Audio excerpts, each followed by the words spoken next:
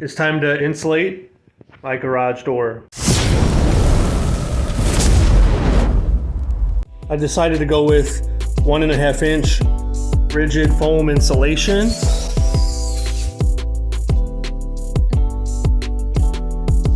Now when you go to measure your individual panels, I'd suggest to measure 1 inch longer, so that way there's a 1/2 inch difference on each side. You can get the panel in place and you can get it into this groove right here, and it's going to be really tight and give you a really good fit. Now when you go to cut your foam insulation, I would definitely use a T-square. It'll save you a lot of headache. You'll get some really nice straight cuts and it'll be able to fit in that groove very, very well.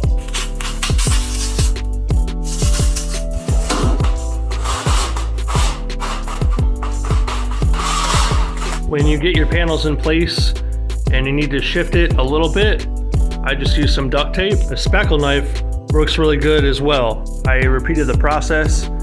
Now I'm going to add some foil tape to the seams.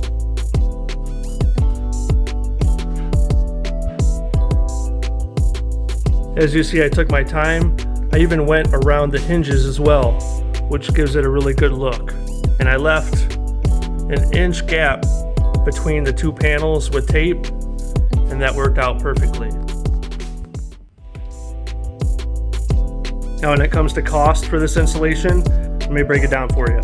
Other than my really sharp utility knife that I already had on hand and my T-square that will definitely help speed up the process, we have 4 sheets of the 1.5 inch rigid foam insulation at $16.37 and 3 rolls of the foil tape at $12.99. So grand total with the insulation and the tape, we're only at $104.45. In today's economy, you really can't beat that.